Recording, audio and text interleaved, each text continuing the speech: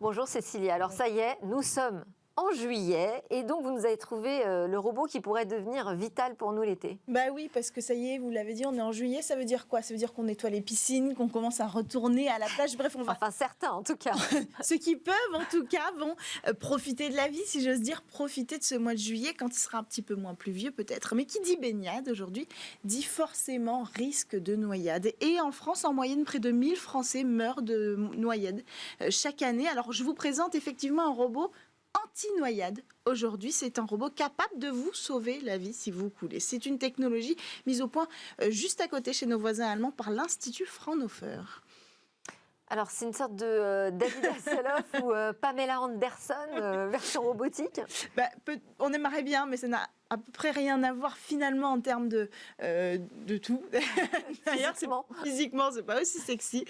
C'est plutôt un grand brancard autonome qui fait à peu près 90 cm de long et 50 cm de large. En réalité, la plupart du temps, de toute façon, il va stationner tranquillement au fond de l'eau directement. Alors, ça peut être au fond d'une piscine, au fond d'une plage ou alors au fond d'un étang. Et son secret, ce sont les caméras qui l'entourent. Si on prend l'exemple de la piscine, par exemple, on va installer des caméras tout autour de la structure. Ces caméras, elles seront reliées à un logiciel. Et ce logiciel, avec des algorithmes, est entraîné à reconnaître les mouvements caractéristiques d'une personne qui est en détresse dans l'eau. Des mouvements qui sont d'ailleurs, en fait, plus faciles à repérer de l'extérieur que de l'intérieur par le robot.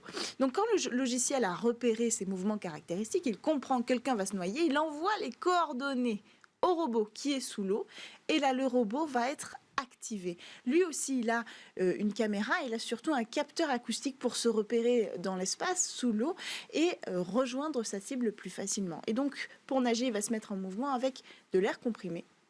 On n'a pas encore tous les détails de ce côté-là, mais a priori, ça fonctionnera comme ça et il va rejoindre doucement, enfin pas si doucement que ça, vous allez voir, assez rapidement la victime. Et ce qui est intéressant, c'est que grâce à son équipement, il est capable de reconnaître la posture de la victime pour pouvoir la prendre au niveau du torse et la remonter, même inconsciente, jusque sur le rivage ou à bord de la piscine. Est-ce que cette technologie a déjà été mise à l'épreuve du réel? Bah oui, elle a été testée dans le lac de Holl, en Allemagne. Je le redis, ça marche aussi hors des piscines, c'est important de le préciser.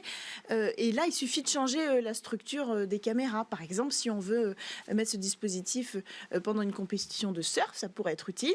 Il suffira peut-être d'adapter avec des drones. C'est l'idée des scientifiques aujourd'hui, c'est de mettre des drones. En tout cas, quoi qu'il arrive, on peut, avec des caméras, adapter à n'importe quelle situation le dispositif. Alors là, pour ce test-là, c'est pas encore testé sur un homme, ça a été testé sur un mannequin de 80 kg quand même, qui a réussi sans problème, ce robot, à ramener le mannequin sur la terre ferme alors qu'il était à 40 mètres de profondeur. C'est quand même pas rien.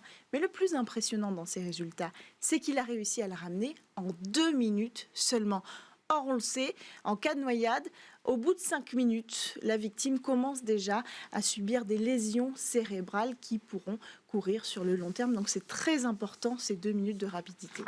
Alors, le dispositif, il reste quand même assez impressionnant. Au fond d'une piscine, c'est pas un peu dangereux pour les nageurs? Ça me paraît aussi risqué, donc je pense que ça, c'est le deuxième point. Les scientifiques disent qu'ils veulent travailler sur la taille parce qu'effectivement, c'est grand, c'est rigide aussi. Donc, si on est sur une piscine surpeuplée, comme c'est souvent le cas en règle générale, ça risque de créer des chocs avec les nageurs d'à côté qui, eux, vont très bien et qui n'ont rien demandé. Donc, voilà.